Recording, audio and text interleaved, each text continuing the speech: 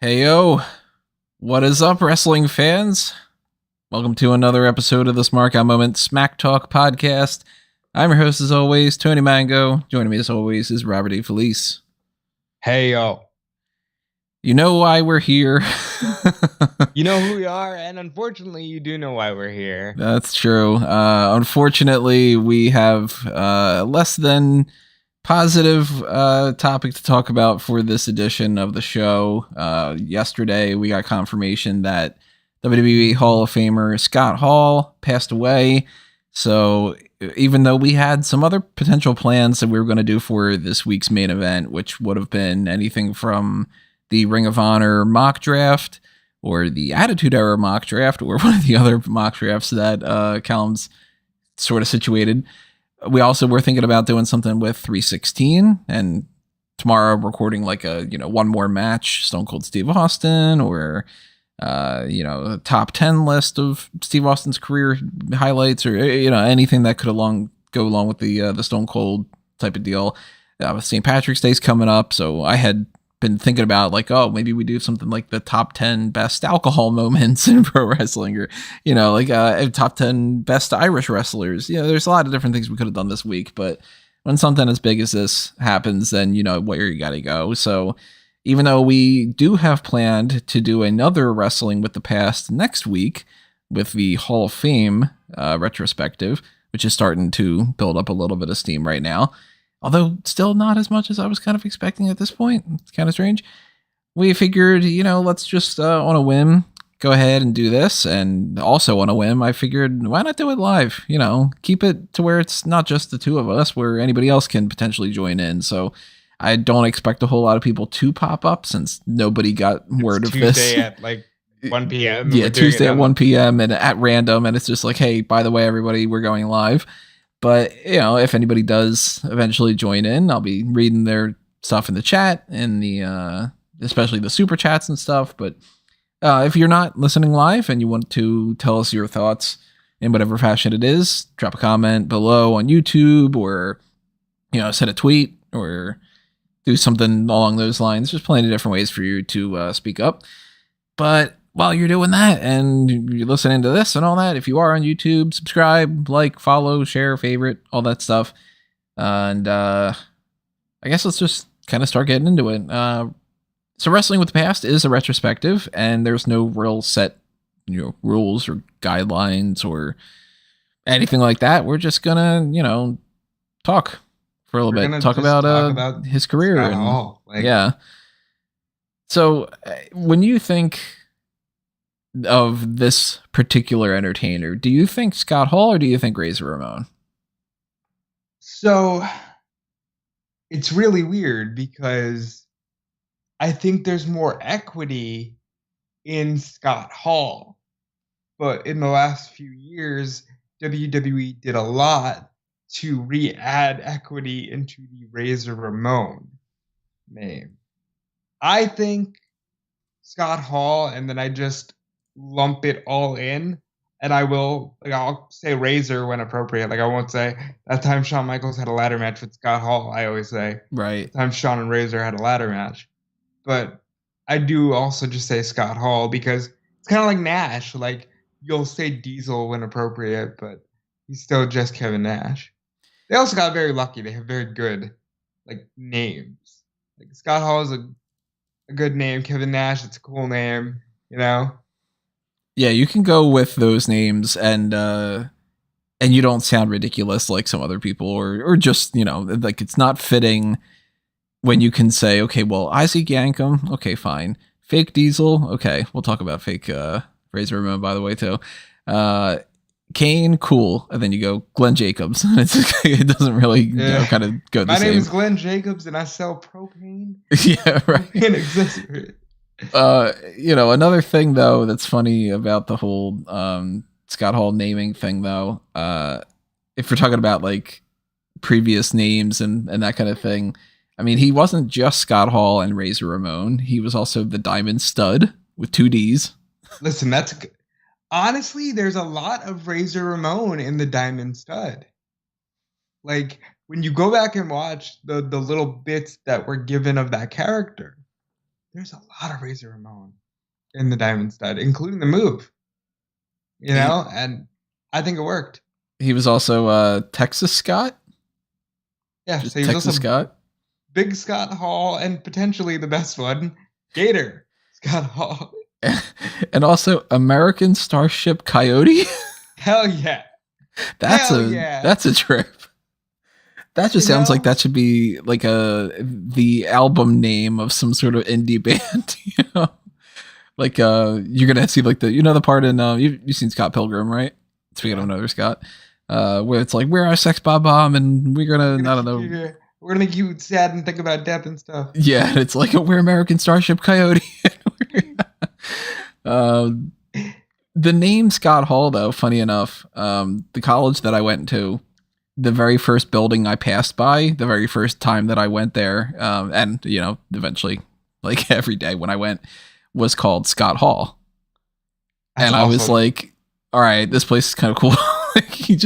I'm gonna walk past Scott Hall every day, and I had a couple classes in Scott Hall, but it's a lot better than like the college center or the instructional center or whatever. It was Scott Hall, and I was just kind of like, all right, if I walk in here, do I have to do like the Scott Hall Razor Ramon strut? Like, Did you do it every time?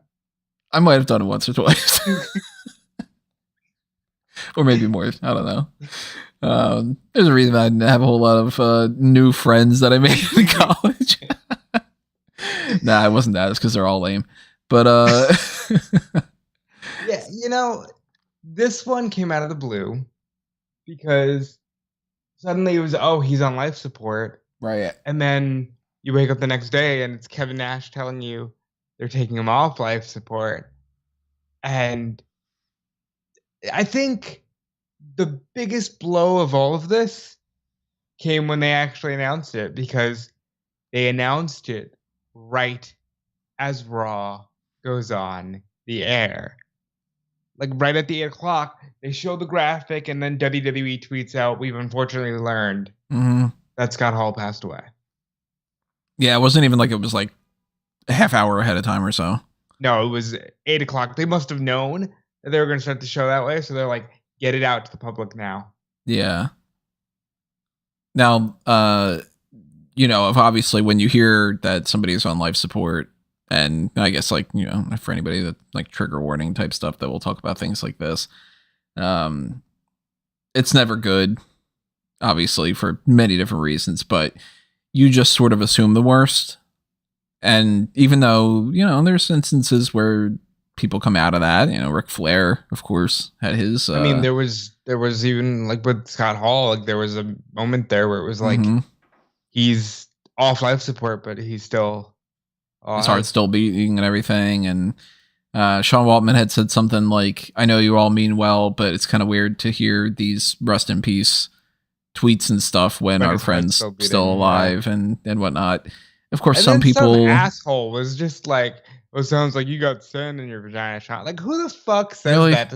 Like, even if it's like, fuck that guy. I'm continents away.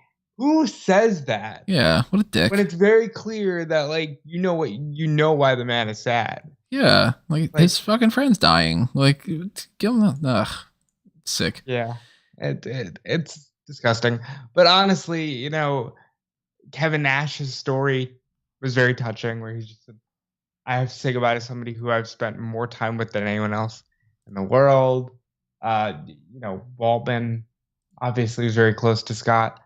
Hunter even took to Twitter. Yeah, he said, "I'm gutted, lost a brother. I love you, Scott. I'll see you down the road. # buddy system." Yeah, and Jeff Jarrett also talked about the buddy system. It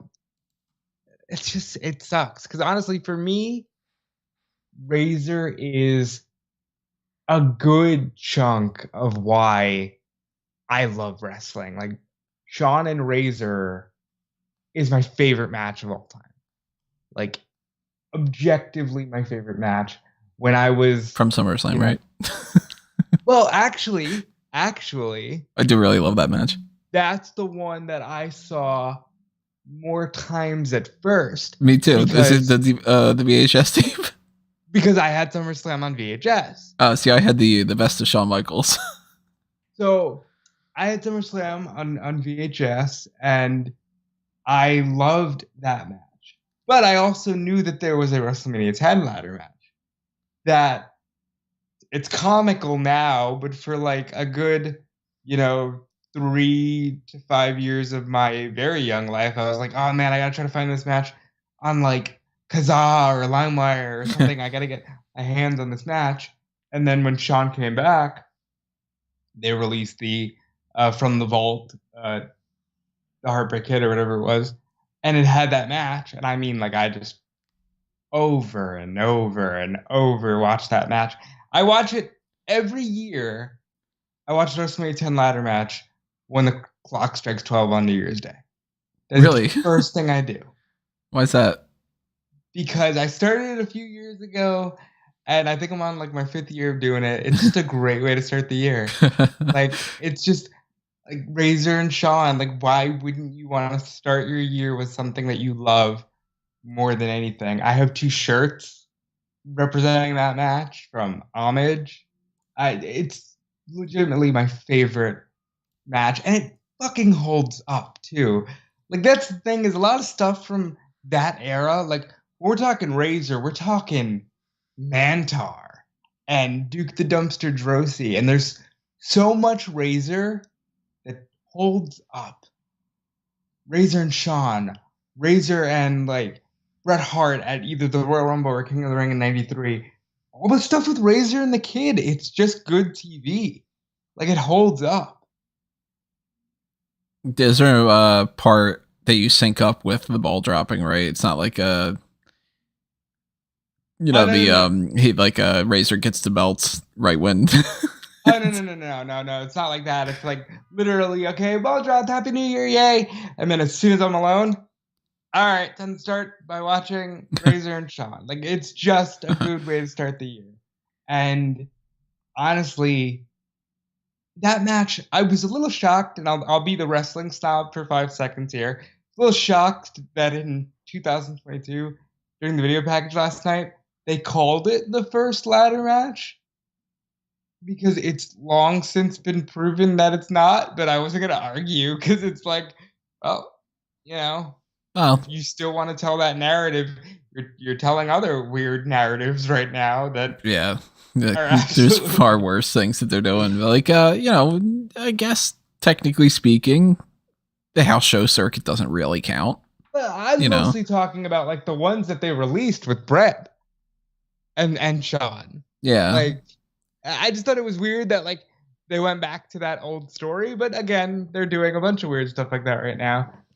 But But that's also for WWE. I mean, in any context, they change something to be whatever they want it to be, too. Like, I was putting it out to Caroline the other day about how it's funny that every time that they want to tell the story of, it's usually the Intercontinental Championship and the United States Championship more than anything else, where they go, oh, Ricochet wants to be a part of the lineage of some great Hall of Famers in the past that have won this title, such as, and they'll say 3 people. And it's funny how, like, it's usually, for instance, for the Intercontinental title, they almost always say Stone Cold Steve Austin, The Rock, and blank. And then for the United States title, they say Stone Cold Steve Austin, Bret the Hitman Hart, and blank. So it's like they have their narratives where, it's so for me, I always hear, like, if you hear wrestlers talk about the Intercontinental title, it's always the same thing. Hogan was posing for 30 minutes, but Sean, Brett, and Perfect. It's always literally Sean, Brett, and Perfect were wrestling. And I associate Razor with the IC title. Perhaps that's a like major thing to talk about here. If he's not the first person I think of, he's one of the first people I think of. If somebody says Intercontinental Champion, I picture that old school belt and Razor. Sometimes I'll picture, if it's specifically in the conversation, I might picture like, Ultimate Warrior standing next to Hogan, or I might picture, the Owen Hart or somebody, like, depending on what we're talking about. But typically speaking, if somebody says Intercontinental Champion, I think Razor's holding it, you know? Yeah, and they released that custom Razor IC title on WWE Shop. I'm sure that probably increased in sales over the last couple of days. I don't think I've seen that one. Let me see. Custom Razor Ramon. You haven't? It's great. It's got slots for toothpicks and it's purple. Really? Let's see what this looks like now. Apologies for I the typing noises for anyone. One of these days, I'm going to buy it. So purple strap, purple globe in the center there. It's got the old school, the grappling people on the side, but the new school WWE, the new school, old school logo.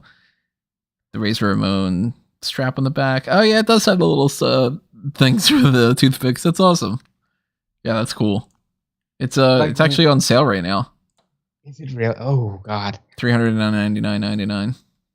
Don't look. I can't afford to make emotional decisions. You save $100. Just saying, 4 interest-free payments of $99.99 with Klarna. I don't know what the fuck Klarna is. Yeah, the IC title though. I mean, this is one of those topics that we've talked about ad nauseum in the past. We even did a whole tournament about this, but the idea that Razor Ramon was one of those characters that easily should have been a world champion. We did a whole draft of the 95 roster just to solidify how would you make Razor world champion. Like, he is the best character to never have won the belt. And, you know, that whole list of, like, Perfect and Piper and DiBiase and, you know, all these people that never won the championship but should have, Razor's always on that list. And when you look at, like, some of the things that we've done in the past, like the mock drafts, if I don't pick them, you pick them every time that we get a chance to. Yeah. And we always end up putting Razor in a top spot. I don't remember my full card of my whole list, but I know that I had Razor versus Triple H in my world title match. Yeah. And you know, when we talk about the idea of if there was a brand split back in the day, I mean, as straightforward as it gets, if they would have had two brands back in, you know, 1994, say, Razor Ramon's holding the championship on that secondary show. Guaranteed. If not the primary one, because sometimes when they do that, they change their opinions and then the person becomes a bigger deal afterward. He'd have been a multi-time world champion. If Razor would have stuck around, I think he would have been world champion. That too, you know, he could have just had that as like part of his leverage, and we could have been looking at a scenario of like, I mean, they were still going to go with Shawn Michaels and everything, but maybe instead of Vader being in that position that he was supposed to beat Shawn, and maybe, you know, so obviously it turns into Sid, but maybe it would have been Scott. I think honestly, if Razor sticks around, that the Survivor Series that they do in the Garden where Sid beats Michaels, I think it's a third ladder match. I think Razor beats Michaels for the world title. That could work. Yeah. Shawn, of course, he had his little feud with Diesel. He eventually goes on and does plenty with Triple H. But the thing with Razor was like, they were 1-1. You know, I mean, I'm sure they had plenty of other matches on, especially house shows and stuff. But like, Razor wins the first ladder match. Shawn wins the second one. You need a rubber match. Yeah, it's even stories like how that comes about, like the second ladder match, where it's supposed to be Shawn and Sid, and then I guess somebody goes, well, why don't we do a ladder match with Shawn and Sid? And Shawn goes, absolutely not. If I'm doing a ladder match, I have to have Scott, because Scott was the guy who kind of pieces it together. Like, Scott Hall, I think, to me, it's a sin that he never got to be an agent or be part of creative in any way. Right, yeah. But like, in saying that, one of the weirdest feelings about this particular death is that even though it's heartbreaking, when you're looking at Scott, you almost begrudgingly go, but it could have ended so much worse. And Mm-hmm. I'm glad that he's not one of those statistics. It's sobering in a lot of ways, just like any passing, but it's also, yeah, I mean, under no circumstances is it could have been worse. Good, obviously. And I know that's not what you're saying, but like, I've so many different people, whether it's people who are more in the space like you and I, or it's more casuals. I've heard at least a dozen or so opinions without looking on like Twitter and stuff. Then you just see thousands and thousands. Um, just people going like, well, at least, you know, it wasn't in a different way, or well, at least this, and that's kind of Because, well, comforting. like, let's tell the truth. Like 10 years ago, Mm-hmm. if I said to you Scott Hall died, you would have assumed The uh worst. Yeah. overdose or one of those like wrestler statistics. But Right. thankfully, like he did get to clean his life up. Thankfully, we did get Scott Hall in the Hall of Fame. Because I remember back in 2011 when Hunter was feuding with Nash and they mentioned the click, and Scott Hall was in such a bad position in his life that they mentioned Justin Credible over Scott. They didn't mention Scott Hall, but they mentioned, PJ Polacco. Hmm. Like, because that's where Scott was. So to see him get inducted in the 2014 Hall of Fame, which is, I think, maybe the best ceremony of all time, because you get the speech from Jake, you get the speech from Scott Hall, and you get the speech from Warrior, which ends up leading to his tragic passing. And, shitty things about Warrior aside, it all just happens to. It's a very feel good Hall of Fame. It's like putting things in the past, Yeah, wrestling it with the really past, you know, felt like like the moving company on. is moving forward.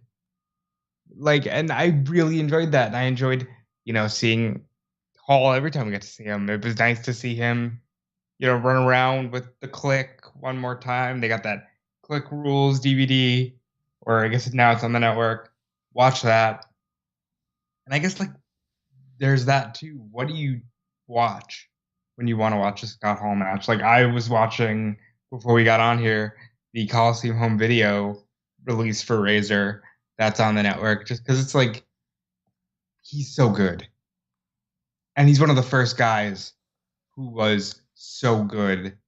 It was undeniable. Like the way you think about modern wrestling, so much of it has to do with Scott Hall.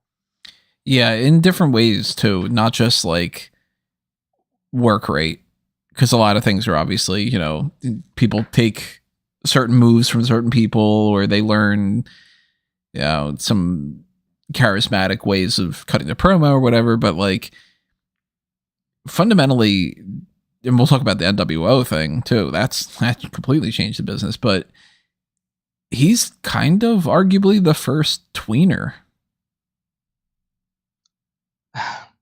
One of the reasons I think it's apropos that Hall and Nash start the NWO is because if you look at their characters in WWE, they're very much tweeners. They're very much cool heels that were so cool they end up being baby faces. Mm-hmm. Razor is the bad. There's nothing about Razor Ramon that should have been a good guy. I mean, he was But the bad guy. like he was literally the bad guy, and it worked. I Because mean, when he first comes in, he's full blown heel.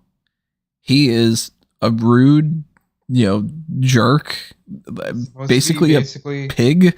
He's essentially Tony Montana from Scarface, which of course, you know, that was always funny too. And I saw a tweet that was hilarious where somebody was like, Razor Ramon is the guy that all the Cuban people that this person knew, when they found out that he was actually white, they said, fuck it, we don't care. Yeah. Like, it's just like, this guy comes in, he's the bad guy, Razor Ramon, and for a couple years, he's, you know, full blown heel. He's wrestling Bret Hart for the championship and so on. You know And what's it just funny? reaches a point where everybody's just kind of like, yeah, you know what? He's fucking cool. And I'm going to cheer for him. So Razor, first of all, when he comes in at the end of 92, and he's immediately pushed to the belt.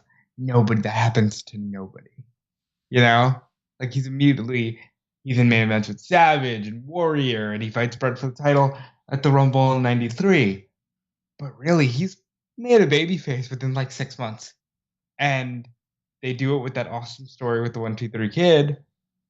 And then it's like he's just a babyface. And it's weird that this pseudo drug dealer guy, like, I'll give you my point of view as a kid. He's got the big foam yellow razors, right? I thought that was a fucking block of cheese I thought it was too. for an embarrassingly long time in my life. I thought that was a block of cheese, and then one day I went, "Wait a minute! Oh, it's a razor." Now like, You know, granted, it's funny because I thought it was a block of cheese, but also I'll one up you on this one. The Razor logo all over the place. That also didn't click on me as like, okay, well, the block of cheese looks like a block of cheese because it's yellow. No, even just the regular razors, all I thought of as a kid was that's kind of looks like the things that are all stacked up in Donkey Kong. Like the scaffolding, you know? Well, it goes to show like how dumb kids are. Right. Because like I just thought that was the coolest thing. And he always had badass gear. Like Razor's one of those dudes. Again, shout out to Chalkline. I have like green Razor Ramon shorts that I like absolutely had to buy. I have the Razor Ramon Rome 93 jacket. Right. Because it's like Razor's shit was cool. And there's hardly any wrestlers that can really say they were so cool they couldn't be touched. And I think like Scott Hall, no matter what he did, was cool. I see that Peter's in the chat here saying, "How's everyone holding up? How you doing, Peter?" Chime in with the discussion here. We're just talking random stuff about Razor. We're bouncing around. We're going to talk about the same topics over and over again, but yeah, like for me, again, it's just fucking Razor was so much of my childhood. Like this is one of those things where you get a call from your brother, like, "Oh my god, I can't believe Razor," and like even my mom's like, "Hey, did you hear about Scott Hall?" Like it's one of those guys that the whole family knew because I was obsessed, which meant that they were all gonna see it. right. This was the guy. Like I said before about how The Undertaker was always my dad's favorite, and yeah, I mean, like there were some people that he liked and I didn't, and some people that vice versa. Razor Ramon was another one that we both agreed on. We were just kind of like, all right, well, he's one of the cool guys, just like fundamentally, he's one of the cool ones, and we want that guy to win, whatever. And when it was the NWO and everything, that it was like, okay, well, maybe we'll start watching WCW a little bit more because Razor Ramon's on that show. Like, my brother was just telling me last night about how he remembers exactly where he was, and he was on the phone with his friend, and he was like, "Oh my god, Razor, he's on WCW, you gotta change the channel." Like literally, it's that story. Literally, Razor's on WCW, you gotta change the channel. Like that's a real thing that happened. And that's how fucking good Scott Hall was. I remember not like specifically, how I was here when that happened, but I do remember all the chatter at like recess around that time frame where people are like, no, you know what I heard? And because everybody even does that nowadays, but back then, there's no internet in like that 1990 late 90s range. That's the same type of internet as today. There wasn't internet, but you know what I mean? I remember people being like, no, see, what's actually going to happen is WCW and WWE or WWF are going to have this big war, and this is just the first start of it, and that both companies are working together, and that's trust awesome. me, man, it's going to be Hogan and Austin, and it's going to be Goldberg and whatever, and it's going to be this, and like, everybody was just so set on like, no, they have to be working together, because why would Scott Hall and Kevin Nash go over there. I mean, Diesel and Razor are they're WWF guys. Like, this is a completely foreign concept. And then eventually it gets to the point where you're like, oh shit, no, they actually just work for this company. Okay. Yeah. And it's like, it's proof that that shit worked. Like those two stories that we just told. It means it worked. Like you can't say that now. Like nobody would get fooled by anything remotely like that. Well, You know? speaking of that, Cody Rhodes didn't pop up on Raw. I mean, yeah, like even like let's look at the Cody thing where it's literally, you know, you'd think this guy would have shown up by now because honestly, if this was back then, he would have, you know, because they would have been like, strike while the iron is hot. Iron's hot right now. Let's go. And Razor literally did the Madison Square Garden show with the Click on Nitro. You know, Nash was I think 2 weeks behind him or something like that. But that's the cool stuff because you literally go, this guy was on TV. It reminds for anyone that's like a new fan, think about when Adam Cole showed up at All Out, and you go, whoa, whoa, whoa, whoa. He was just in the match on NXT, or Kyle O'Reilly, same thing. You know, like he was just on NXT 2 weeks ago. What the hell? Like Kyle O'Reilly's here. That's the cool factor of what Scott Hall did. But first. And then the NWO just revolutionizes what it means to be cool in wrestling, so much so that a lot of people look back on it negatively because it became such an overdone thing. Like the NWO was so cool. The two sweets that everybody does now. The For Life, the spray paint, the Hogan turning heel. Like Hogan turns heel, saves his career for another 15 years. Like that, a lot of that is just Scott Hall. Scott Hall is the guy who gave Sting the crow. Really? Yeah. What's the story behind that? I didn't know that. Like he was just like, hey, you're doing this dark thing, you're painting your face, you should be like the crow.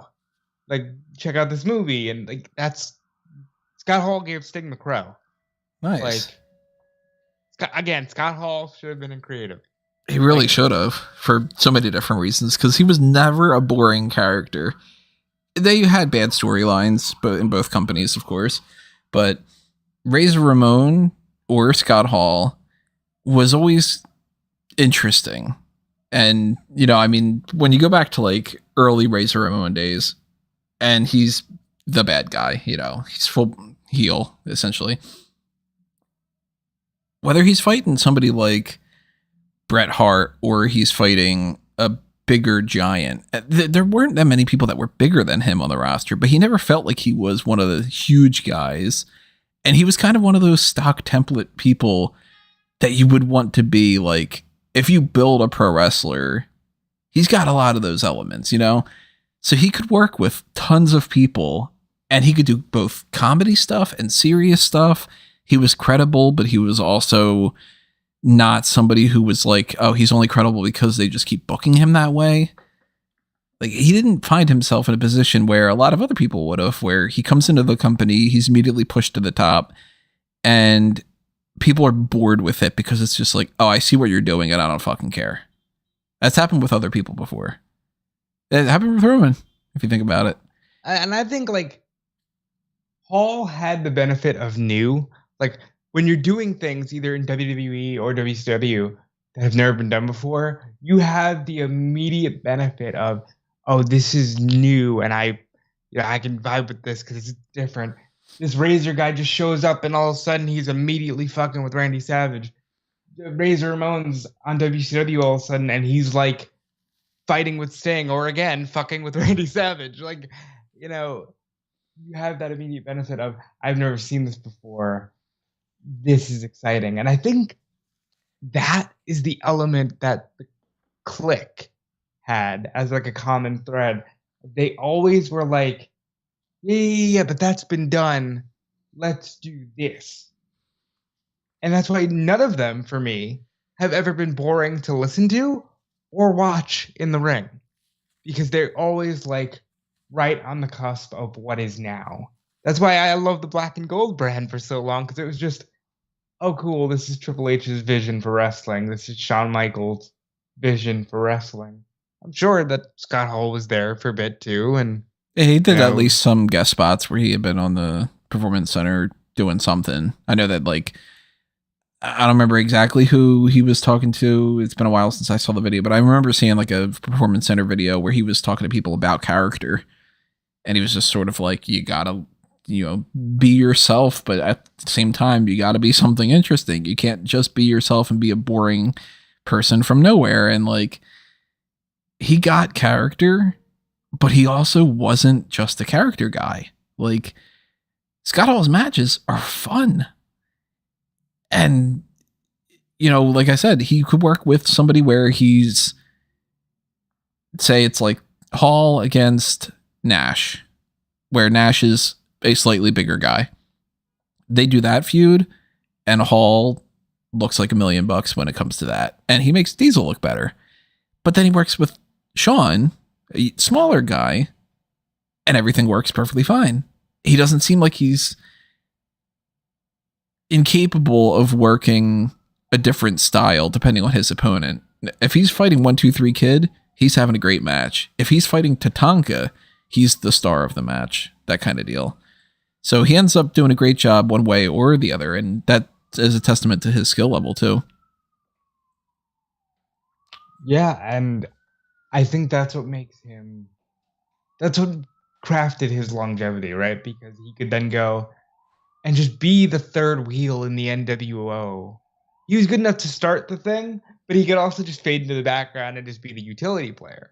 Like, he's such an asset to wrestling.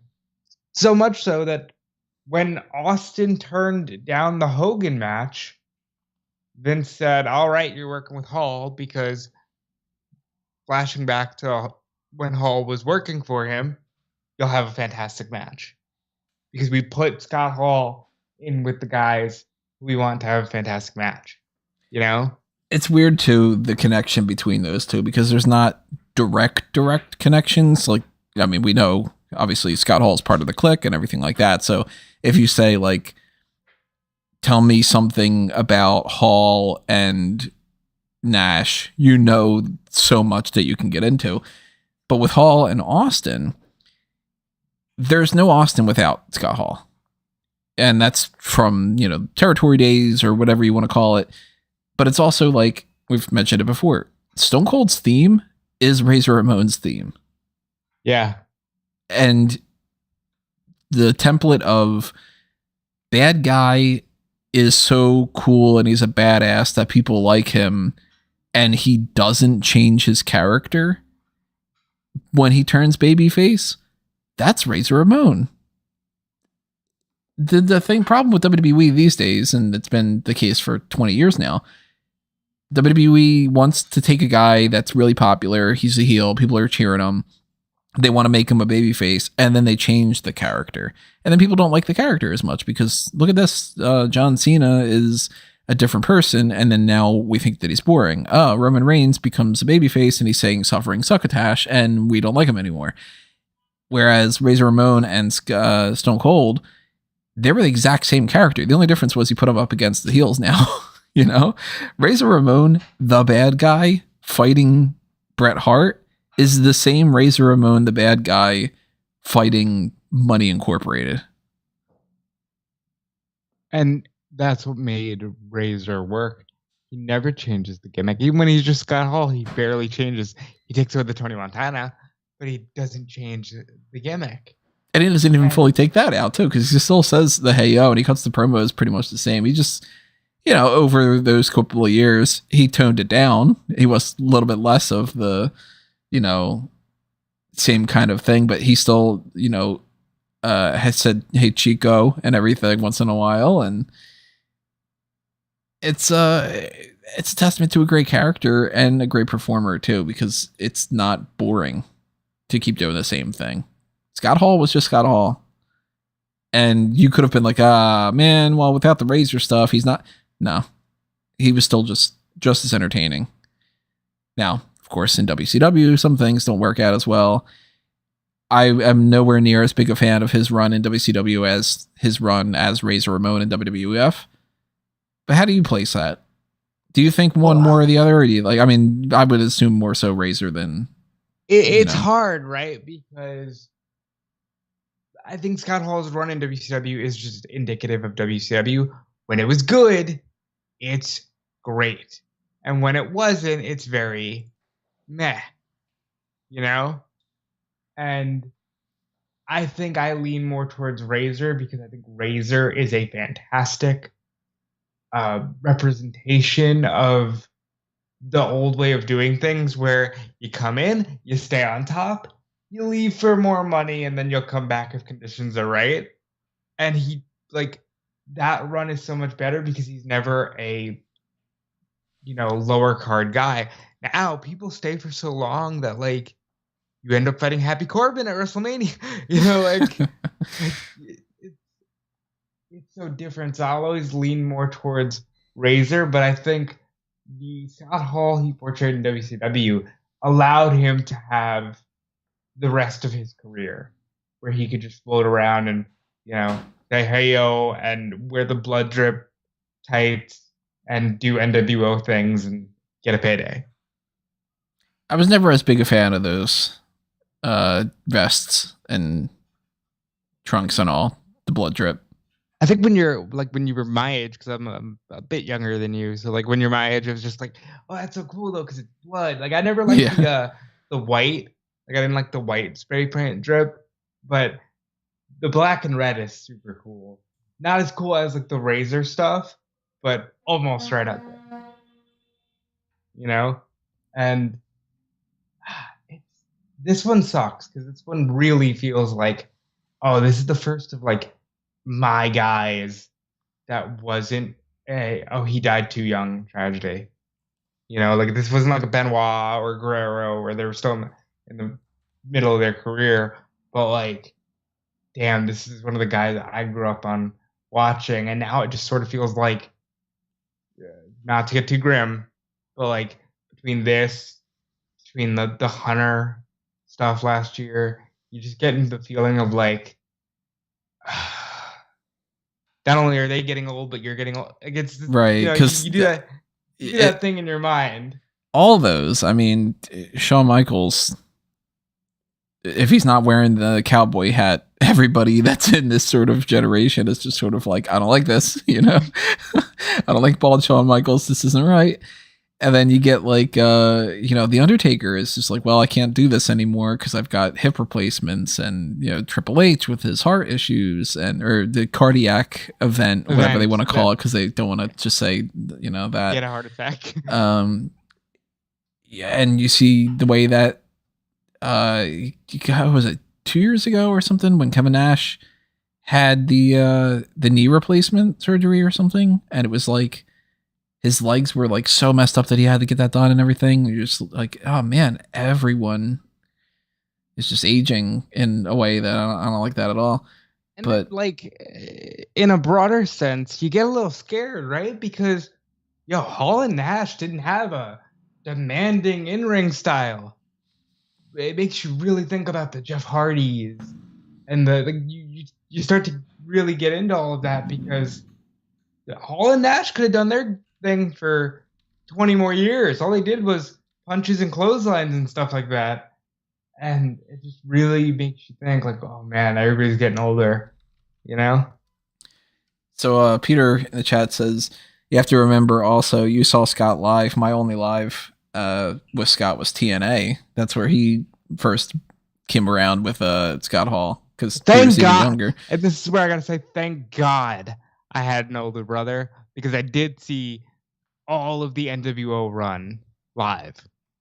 And I do remember, as young as I was, getting Starrcade 97 and having the WCW NWO video games. So like I do at least remember the Scott Hall NWO good stuff. And then, of course, being from the generation of being able to look back on some of the other things and all that, like, again, I'm a little bit older than you are, so I was watching, like, I have literally I guess it's like the first like attempt at a journal that I ever made as a kid, where I'm writing down that I had just watched WrestleMania 12. You know, like, and I'm like, oh, Really? it was so great. Shawn Michaels won the championship from Bret Hart, and like, like that kind And of you're thing. like, where's Razor? Right? Yeah. Why isn't he fighting Goldust? But so I was watching at that time, watching Monday Night Raw, and not ordering the pay-per-views because that was way too expensive at that point. We're talking, my parents weren't going to pay for that. Even though nowadays it probably doesn't look like it, because they were probably like $34.99 pay-per-views back I then. think that they were probably 20 something, but at that point it would have been like, I'm not paying that. Like, oh, I'll get you in your house because it's like $10, which is insane. Like, even stuff like that, you don't think about. Razor is a guy who is around for the revolution of TV, and Monday Night Raw probably becomes a thing because of Razor. In some ways, yeah, he's one of the contributing Razor and the factors. Kid, Razor winning the IC title, like when that Raw starts to become the main show, as Razor's on it. Because I can say this because I was just telling you the other day how I was watching some old school '94 stuff, and they had like 5 shows. They had Action Zone, they had Superstars, they had Raw, they had Wrestling Challenge.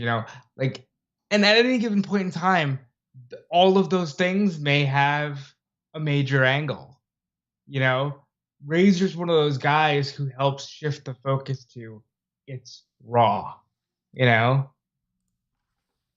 I remember like actually before I get into this point, say in the chat, Peter and True WWE Champion saying that they're glad that he doesn't have to suffer anymore, that he's in a better place, those kind of things. Yeah, we echo the same. Absolutely. I mean, and I think Nash said it best when he said, "Oh, I always thought he wasn't worthy of the afterlife, but I hope that they've got some gold-plated toothpicks for him." I was just like, that's cool. Oh, God, my heart. Like, I liked what DDP had said. I'm trying to find it, but he had said something like, to quote Scott, I forget the story behind it. You might remember it offhand, but he said the whole "Hey Death, what's your finisher? I can't wait to kick out of it."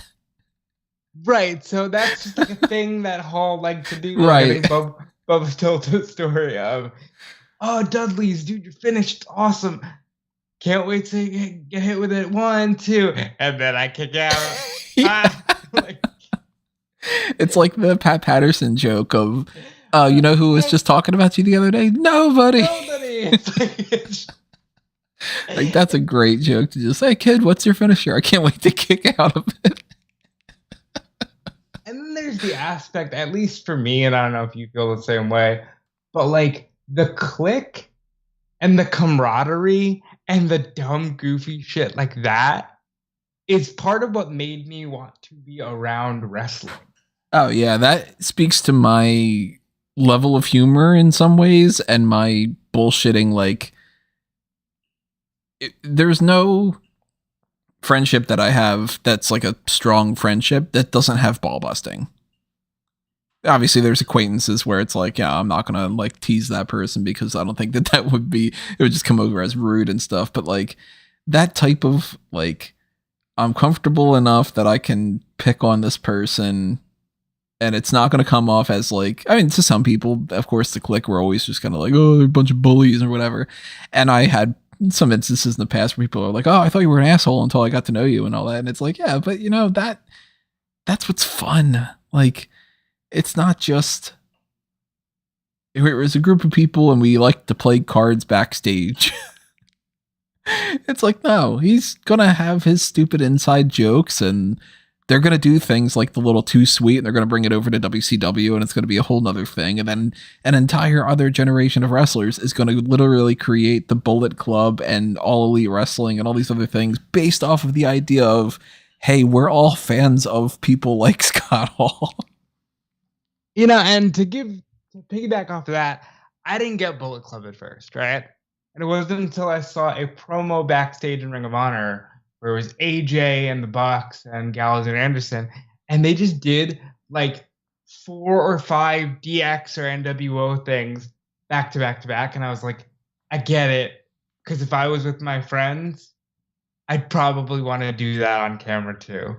And like, because again, it's just fun. It's Wrestling is supposed to be fun. And the cool thing about the Click is they bridge a great gap of, hey, fuck you, we're gonna get the most out of this business, and also, hey, fuck you, this is supposed to be fun. Right. You're not gonna tell me that I can't ride with my buddy because he's a heel and I'm a babyface. Fuck you. Like, that is, again, that's what I always Lucas gravitated towards in wrestling. Peter in the chat says, even I agree with you that you sound like an asshole out of content. Oh, you absolutely are a complete asshole. Like, it's one of those things where, you know why I've grown to love Tony? Because when you get to know him, he's just a genuine guy. He's not an asshole. He's just real. And that's the vibe that I think Scott Hall gave out. I always like to say, I'm not an asshole, I'm a prick. Where it's like, that guy's such a prick, but okay, I get it, Yeah, when it comes to like the DX thing and you just said a minute ago about like they're all just like having fun and all. One of the things that I wish we could like sandbox and just look at from a perspective of like what if and actually see how it would play out. I would love to know what would happen if somebody like a Scott Hall was in D-Generation X. Like, imagine if D-Generation X isn't DX, it's just the Click, and they went along with the whole creating a faction. It's Shawn, Hunter, Diesel, Razor, and then Waltman. Well, you gotta have Waltman, and then I think like they pitched that a few times, and I think it's just, I think what happens is you get to the Attitude Era quicker.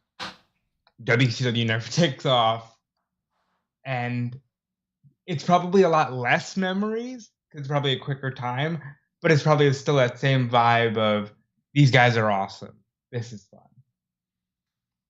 And then I think you probably put the hearts together anyway to combat them because that's a good match. It'd be interesting to see like what would have happened if it would have been Razor and Hunter as the tag team and like Diesel as the main eventer and Shawn as the upper mid carder, or if it would have been everybody is just sort of in that range and we're all just this super group essentially, or if they would have felt the need to split things and they still would have gone with somebody like a 2-on-2, and if they would have done that, what would it have been? Because I would assume they would have split up Triple H and Shawn Michaels, and it would have been like, I don't know, say Triple H and Scott against Shawn and Diesel. Like they probably would have done a whole lot of interesting things like that, and we could be looking on a timeline where even that was better than the NWO stuff. But it's funny how that works out, where it's kind of like Hall and Nash need to go to WCW to grow. And unfortunately, Hall, like it said in the chat, he never really got his proper dues. He never won a world championship in either company. He was one of the perennial mid-card champions. And that was always this idea of like, well, we can give the belt to him because he's Hall. And we know that it's going to mean something if it's on him. But let's be honest, they couldn't trust that he would have his act together enough to be the world champion. And more than anything, the reason he doesn't have more accolades to his career is because of his addictions and everything. And that's something to take away from this too. Just because this is mostly a retrospective, as in, oh man, this cool moment and this cool thing that happened and whatever, you also got to learn from it. And thankfully, we're in an era where people are not doing a lot of the same things that it used to be in pro wrestling, and people have learned from the mistakes of the people in the past. But Scott Hall is one of those guys. The people that are in that headspace, you got to get help. You can't just treat your addictions with other addictions. You can't just ignore it and think it'll go away. It's going to catch up to you. I think as a culture, like not even just outside of pro wrestling, as a human culture, we're moving away from this idea. Well, you know, typically now the current adults are, and I think that you have less stories like that in wrestling because we've moved away from that culture. Like back then it was just vices because you're on the road all the time. Now you're not, you know. Now at best an indie wrestler is on the road every weekend. At most a WWE superstar is on the road 3 times a week instead of 6. It's changed in that way for good. But at the same time, when you just have addictive personalities and trauma, because Scott Hall documentary that WWE put out in 2015 covers a lot of like early traumas in his life, it's important to get help. You can't mask your trauma with addictions or substances or really even like relationships that you have with people because there's been times where maybe Nash wasn't as available for Hall because we all have our own lives. It's important to grow. And thankfully, thanks to, Diamond Dallas Page, the patron saint of professional wrestling, Yeah. he was able to.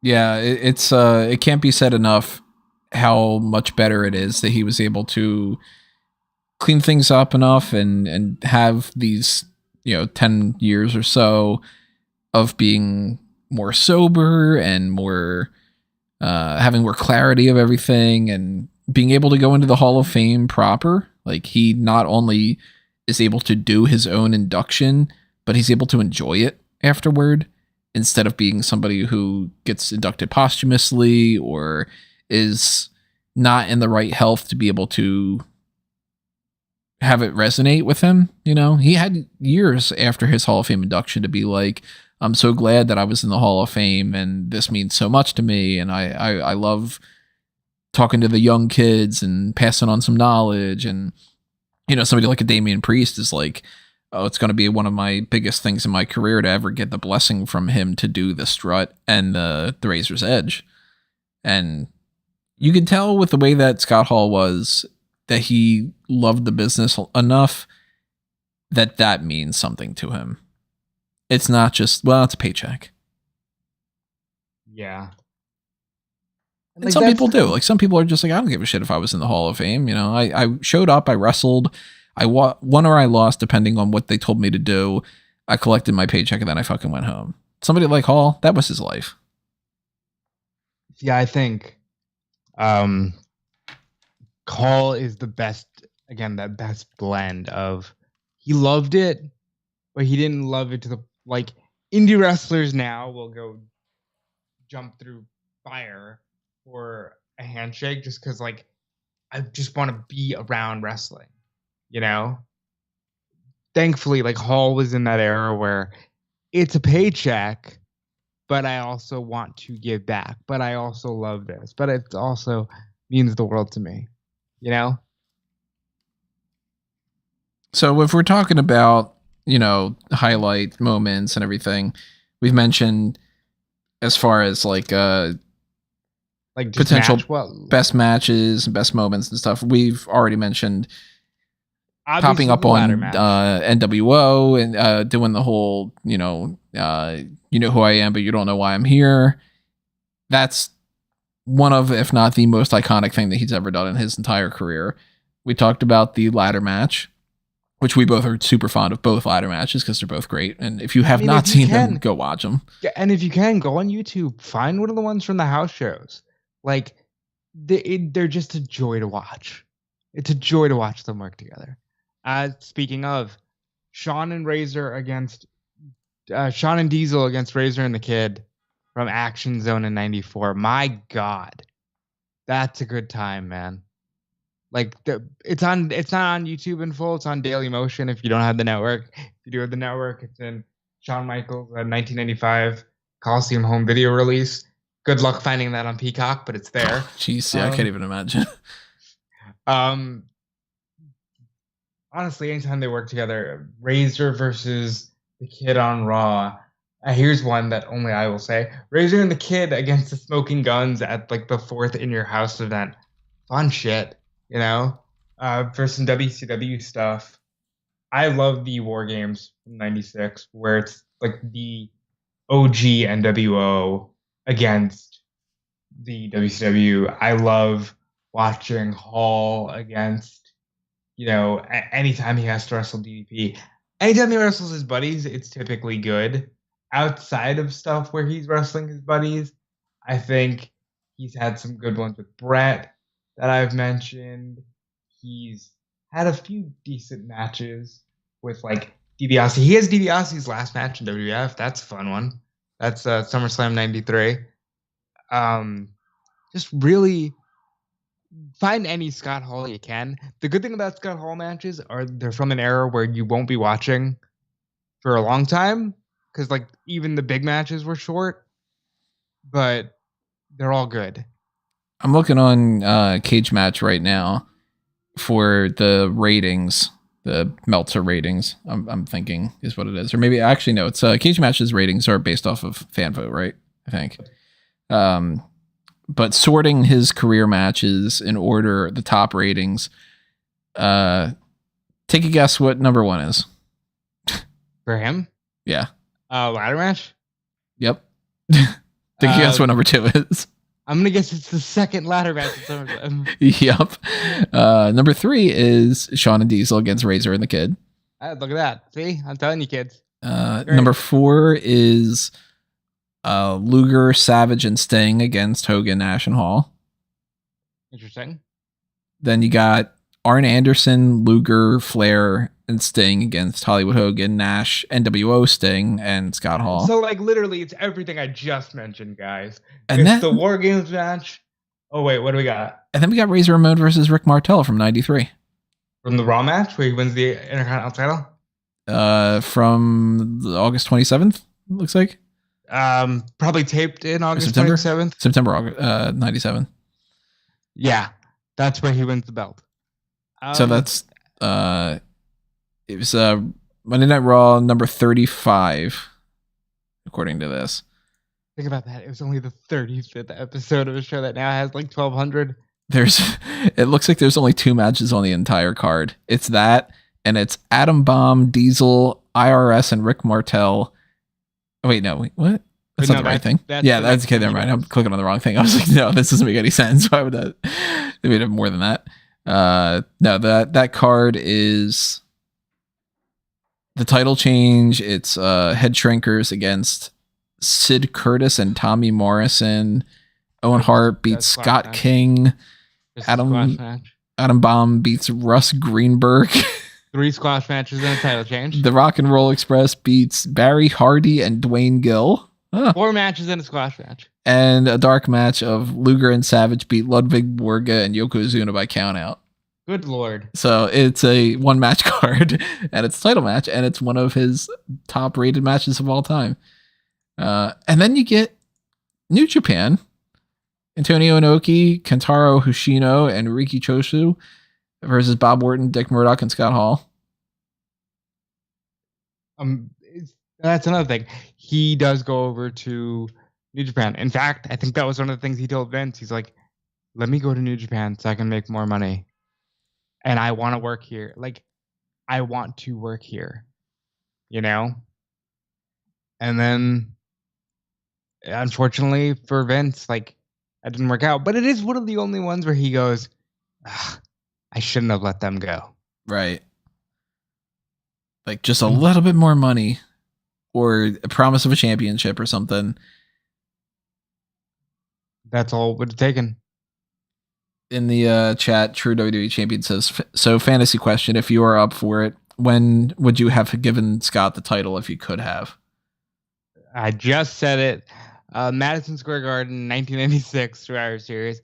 I think you have Hall turn heel, and then you do the rubber ladder match, and then Hall wins it. Back where it all started at the Garden. I really like that idea. If you're sticking to the idea that he's still going to leave for NWO and you got to sort about a time frame, when he's in WWF, or I guess technically speaking, if he's in WCW, if you want to give him the championship there, I I don't know when I would potentially give him the championship in between then, because we're talking like that 94, 95 kind of range. Um, I maybe I would do something like, because I don't think that Kevin Nash, Diesel as babyface was working for quite a while. Maybe I would have had him turn heel earlier, and maybe Scott Hall would have beaten him. Yeah, it just sucks that he didn't get that push. Like I don't know what it is that he could have done to get that push. And Peter brings up a fantasy booking scenario. He says, "What do you think about the idea of Ricochet in a ladder match at Mania to honor him?" Oh, they're absolutely going to. I don't think that they're going to at all. But but the way that this is going, I think they can wake up today and just be like, you know what? I want to do this. Like, I mean, we'll talk about how this year's WrestleMania has zero build to absolutely everything. So they literally could just go this because that's what they've done for like 7 out of 10 matches on this card. But I don't think it's happening. I think that Ricochet is even kind of in that range where he might not even be defending the title at WrestleMania this year. But Tony, he's a champion. You gotta, and I've been told when you win a title, you just punch your ticket to Mania. So yeah, I like the idea. I don't know who necessarily would fight him. Because we'll get into that another time. But I do like the idea of potentially doing that. I don't think that should be like a regular thing, obviously, like the Andre. But I do. Oh wait, maybe give Scott the title from Backlund over Diesel. That's something to think about. Maybe. Yeah. Maybe. I don't know. I think Hall could have beaten Backlund quickly. He does at WrestleMania 9. That's his WrestleMania match. I do think he should have been champion though, and I think that it's kind of ridiculous that he didn't win it, at least for like a split second, even if it was like one of those weird angles where it's like, okay, Scott Hall wins it as part of NWO, and then 2 weeks later, Savage beats him, and look at that, WCW has a title back, or like anything like that, because he won.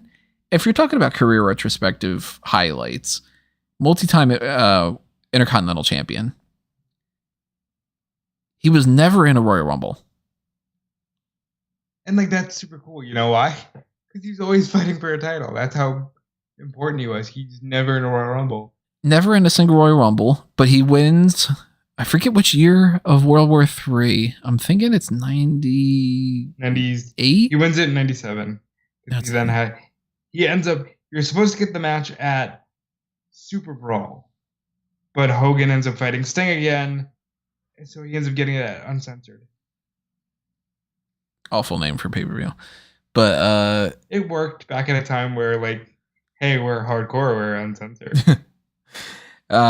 He does win that. He wins, of course, championships in other promotions and everything. Looking at his list of the things right now, he was AWA World Tag Team Champion. In DDT, he was the Iron Man Heavy Metalweight Champion. What the fuck championship is that? Iron Man Heavy Metalweight Championship. That's a mouthful. 24/7 title. Awful. He was a tag team champion in TNA with Kevin Nash and Eric Young. Yeah, that happened. I do recall it. He was the USWA Unified World Heavyweight Champion. He was the WWC Korean Heavyweight Champion and WWC Universal Heavyweight Champion. He's a 2-time Slammy Award winner. Wait. Were both versions of Razor the USWA Unified Champion? Or are they confusing the one Razor for the other? It just says one time.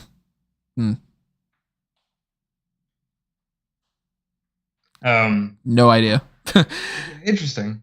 He's a 2-time Slammy Award winner for most spectacular match with the ladder match at WrestleMania 10, and the match of the year against Shawn Michaels at SummerSlam. He won match of the year for WrestleMania 10 for The Observer. He got the best gimmick for being in the NWO, and the most disgusting promotional tactic in 1998. The whole alcoholic gimmick thing. Which, yeah, maybe not the best story to do. and they shouldn't have. But I also feel like the business was in such a shitty place. Like if Hall could have been healthy this time around, when they wouldn't have done, hey, let's pour beer down your throat, haha. I also feel like, hey, maybe Nash should have been the one working with Austin to prevent that, but that's a different podcast entirely. Yeah, he's a 4-time Intercontinental Champion. The first ever. WCW World Television Champion, 2-time United States Champion, 7-time Tag Team Champion in WCW. Odd that he never won that in WWE, right? It is and it isn't, because we know Vince. If they could have done something like Razor and Diesel back then, I think they would have. But because we know Vince, and because, like, my fantasy booking, he wins the tag titles with the Kid. Right. Like, there's the Kid. There's Savio Vega that he could have won the title with. There's, sure, he was paired with at least one more person. He's paired with Marty for a bit. That's weird. But yeah, it's weird that he never wins it in WWE. He really should have been a Triple Crown champion. And again, it's one of those things where if pay-per-views were what they are today, he would have been. But they weren't. And he, on top of that, is a 2-time Hall of Famer. I totally forgot about the whole NWO induction. That's okay. It happened in front of nobody. Right. Yeah. It's not really even feeling like a thing. In hindsight, I'm glad that they did it. Yeah, because he's one of the few 2-time Hall of Famers. He's in as both Razor and as Scott Hall. And I wouldn't have wanted to see the NWO go in without him. I mean, it couldn't happen. The thing is, though, it absolutely could have. Because, and we'll get to this when we do our other wrestling of the past, if we are doing it in the Hall of Fame. Vader should have been inducted while he was alive. Yeah. He asked. You didn't need to wait. Stuff like that upsets me. So I would not have wanted to see Hulk Hogan try to go, oh man, our brother Scott. I'm glad that Scott Hall, even if it was in front of nobody, got to do the NWO induction. But again, embrace the things and the people, and this goes beyond Scott Hall, obviously, but embrace things that you have while you have it, because thank God we're not talking about what, oh man, if Scott Hall only got inducted, right, if Razor only got inducted, because there was a time where it could have been like that, and I'm just so glad that we didn't have to sit through that. So, thinking of other topics here, I was never really into his TNA run just because it's TNA, so I don't really know anything that happened in there. But I was the '90s dork that was like, well, if Hall and Nash are on TV, I buy it, And that's I put out a tweet that said Scott Hall's one of the most underrated influences, and I got a couple of responses like, well, what are you talking about? He's in no way underrated. And that's on me. That's because I forget that I live in this era where, okay, everybody's got their shit together and realizes Scott Hall was one of the best. Because I remember for a long time being one of the only people who was like, I'll fucking watch a Scott Hall match over a, Chris Benoit match. Right. Yeah. Because that just wasn't the prevailing mindset. And Chris Benoit is probably a bad example because I know a lot of people would prefer Chris, but there was a long time where Scott Hall was just, oh, he's one of those NWO, nostalgia guys, without realizing no, the Razor run's really good. All his shit is really good. What are your thoughts on the Razor's Edge? One of the best finishers of all time. It's at the time, nowadays, it looks kind of tame compared to some of the shit we've seen with package pile drivers and Canadian destroyers. But remember when Razor debuted, Hulk Hogan and Randy Savage and Warriors got a high impact move with the Gorilla Press, taking the guy and lifting him up in a crucifix position and power bombing him down and depending on the guy, maybe on his neck. Yeah. Like that was a hell of a finish. I always liked it a lot, in the previous discussions that we've had where it's like finisher versus finisher power bomb and such. If you're not going to do like a proper power bomb, like the last ride, for instance, or you're not going to be the type of huge guy that can pick somebody up and power bomb them and make it look like you just, power bombed them through the mat kind of thing. The Razor's Edge, it's a really cool move that when Sheamus does it or Damian Priest does it or anybody that does that, it looks like that would hurt like a son of a bitch. Like you're being held up in the crucifix thing. What's already like, the imagery is fun. And then the way that you get tossed across the ring, like you're just ragdolled. I always loved that. That's always one of my favorite finishers. And the name too. I was just gonna say, and the name's awesome. The Razor's Edge, it's perfect. Like that's the kind of shit that just doesn't exist now. Yeah, because now we have finishers where it's like, oh, it's the Tyler Driver 98 or whatever. What the fuck's that supposed to be? Like. And if you get it, you get it because his name's Tyler. He's doing a Tiger Driver, and he was born in '97. And it's just like, it's so jacking itself off. You know what I mean? And it's like the thing about, again, bouncing around the current NXT landscape that I like is that they're creating characters, because it is so cool when you go, that's Razor Ramon. His moves, the Razor's Edge. Here's his tights with razors on them. Whereas now a lot of it is a fan's vision of being a wrestler.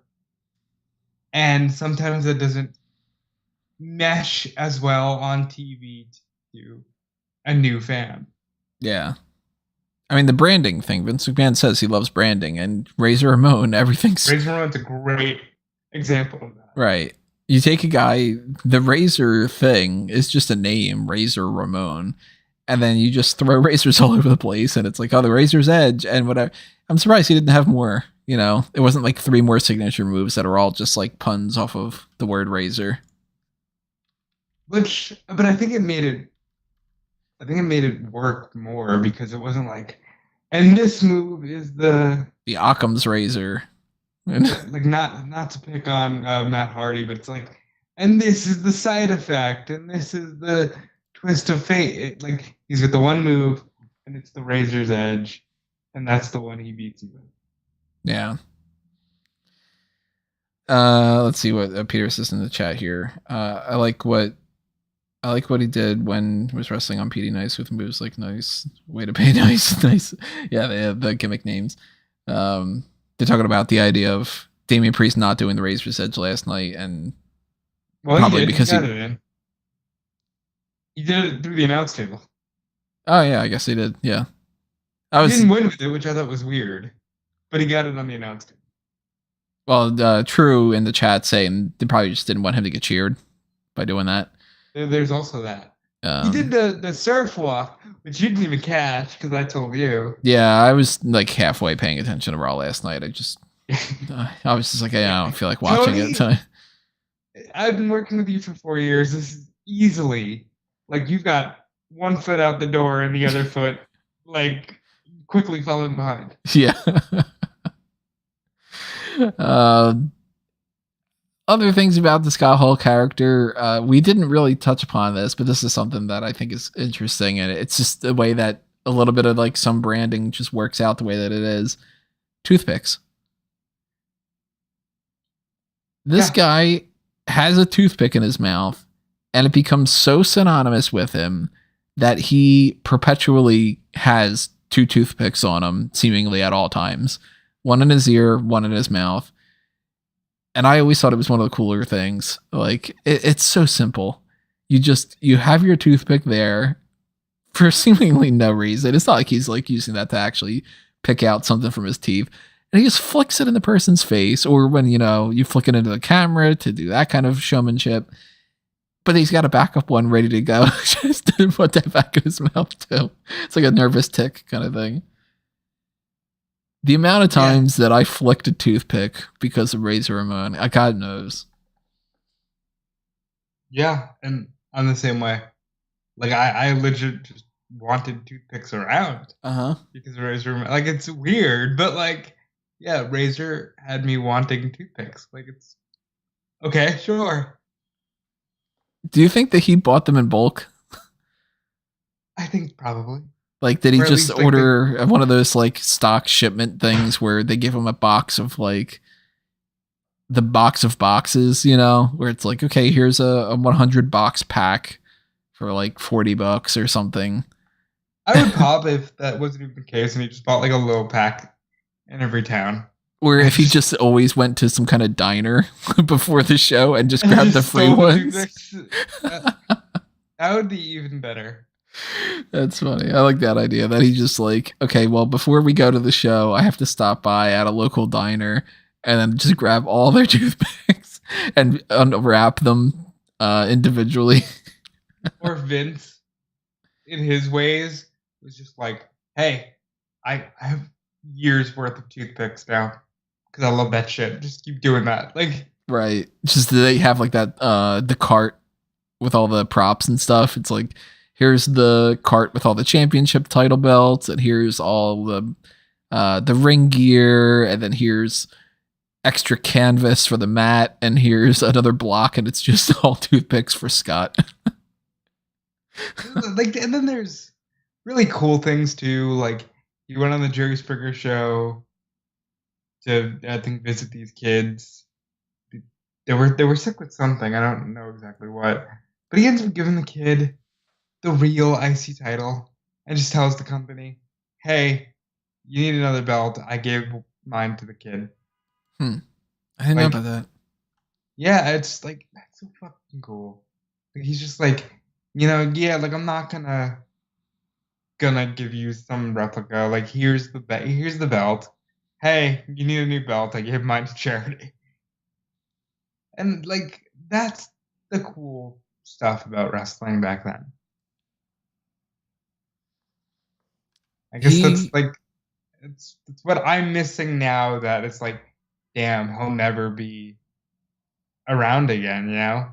yeah, he was one of those characters that transcended the idea of what he could have been, because there's, everybody comes in and out, and a lot of people aren't memorable at all. But Razor Ramon, Scott Hall, whatever you want to refer to him more as, I mean, there's a reason why he's in this discussion all the time. He gets brought up constantly.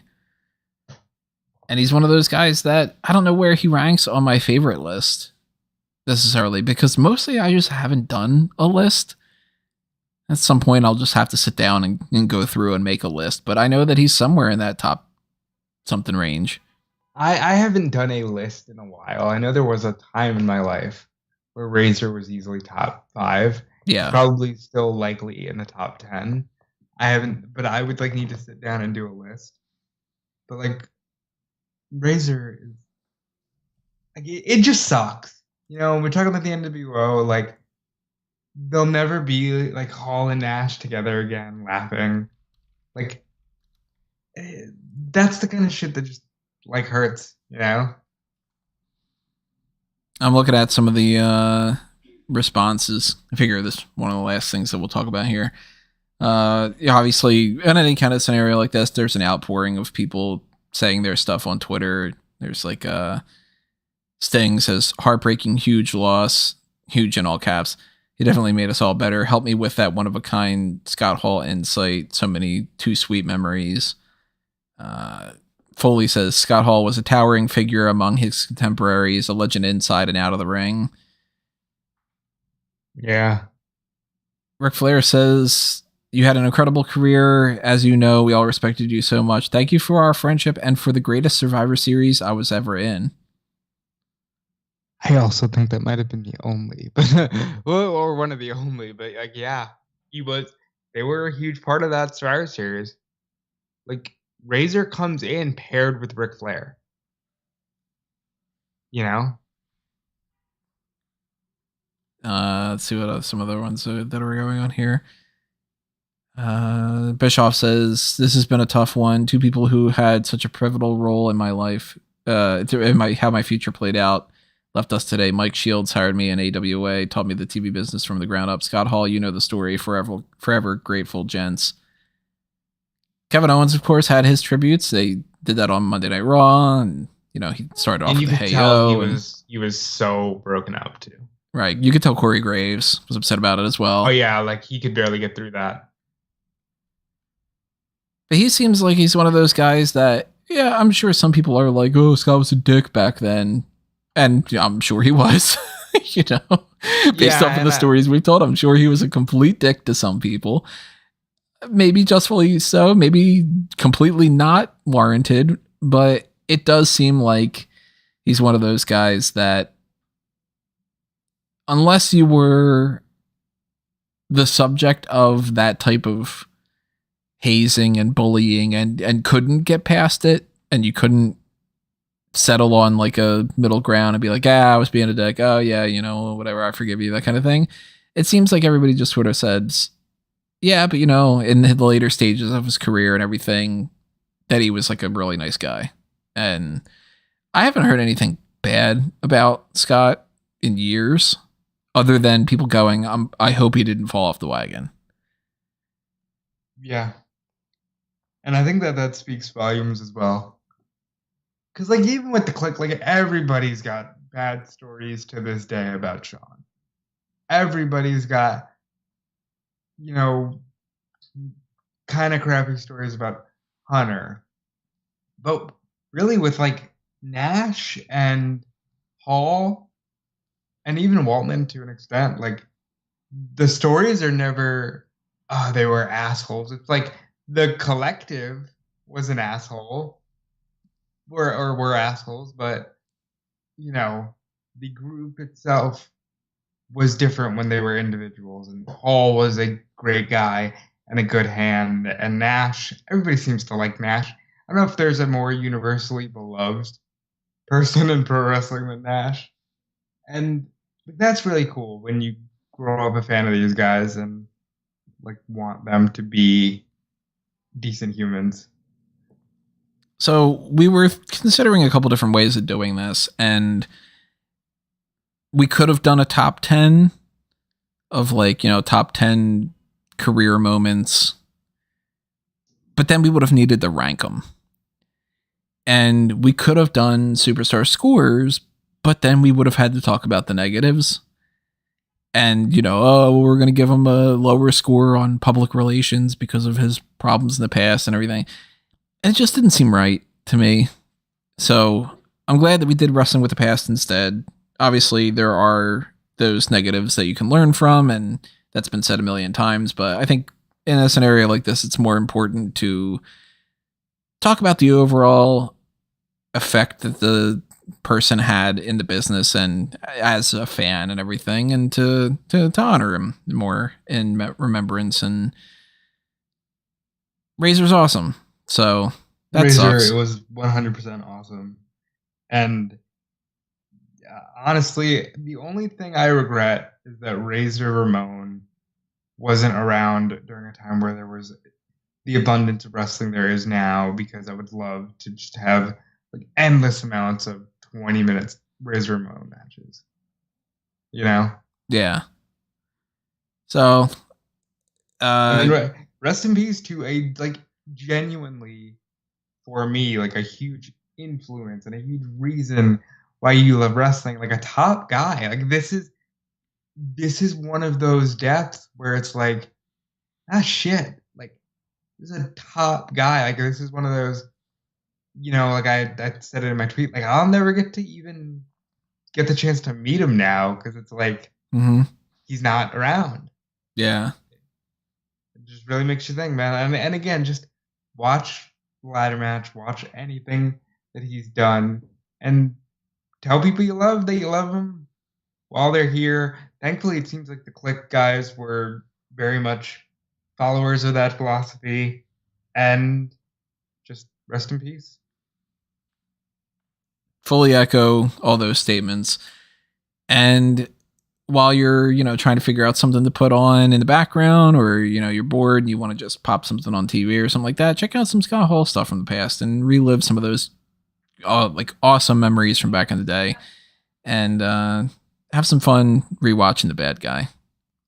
So leave your comments below. Tell us what you have for your favorite memories and everything, and how would you have fantasy booked him as a world champion or anything else along those lines. He, of course, is going to live on in that aspect from us, because anytime that we're going to do anything based off of these mock drafts, if Razor Ramon's in the mix, you and I are going to be fighting for picking him for sure. And I don't know when the next one of those is going to happen that we will have Razor Ramon in there, but maybe the Attitude Era roster one. Maybe the Attitude one, yeah. Depending on, I don't know how Callum's situated the Attitude Era thing, if it's just WWF or if it's both WCWF and WCW or something. But rest assured, that's gonna be a discussion for many, many other days as well. I don't really know what else that we could really get into as far as the career retrospectives, and I know that that's already something that's so many people could be like, oh my God, this great NWA thing and this AWA thing and this and that thing and that thing. But that is, that's also a good thing to be like, oh, we're missing out on so many good things. So if you do know of anything else, drop it in the comments below. Keep the discussion going by all means. And maybe we'll revisit again in some future. And, we have the Pick a Poison tier. So if somebody has something where they're like, I really want you to watch this old Razor Ramon match or this old Diamond Stud thing or something, whatever it might be, then you got that. Share your support on the Patreon one way or another anyway. Maybe a Darkcast in the future, I don't know. But I know we're going to at least do a Darkcast, but maybe something about Scott Hall. That's what I'm talking about. Maybe Rob and I just go down a Scott Hall rabbit hole one day. And it's bound to happen. You've seen it happen in the past. Yeah, but so we might just, out of the blue, it's just some random night, and Rob just messages me, I want to watch the 2 ladder matches and do a fan outs table or something. It might be. I don't know. But by all means, leave your thoughts in the comments below, and stay tuned for whatever it is that we have coming next for you guys. And like and follow and share and follow, favorite and everything like that. Check out fanboysanonymous.com for everything that's happening over there. William Hurt passed away this week as well. So yeah, I wrote up something about, what could they do with the Thunderbolt character in the future of the MCU. So that's another thing, bad week for those kind of things. But follow me at Tony Mango and follow Rob as well. Yes, follow me at Dude Felice. Follow everything going on at Fightful.com and Fightful Select. And one more for the good guys, True in the chat says, random question since Rob brought it up. Tony, are you considering taking another break from WWE? They're forcing me kind of. Here's the thing. Tony can't as of right now. I'm just saying that having worked with Tony, the conversations I was having with him last night, he's got one foot out the door. Yeah. Like, I'm not saying he's going to take a break. I'm saying the second he gets the chance to just stop, he's going to take it. Possibly. Power Rangers Blueprint. Who knows? But, yeah, well, we do have other things coming your way, and we're going to be doing the NXT Darkcast, but we might have some other stuff going on this week outside of the hot tags. If not, at least the hot tags are coming up, and we'll be breaking down some of the other stories from this week and going down the TV talk and hopefully some good news as well. But in the meantime, that's going to do us in for this episode, and we want to thank you for joining us in the live chat. We want to thank you for joining us afterward and for all your support in whatever way that it is. And we will see you next time, everyone. But for now, this has been another Smark Out moment, and we're being counted out.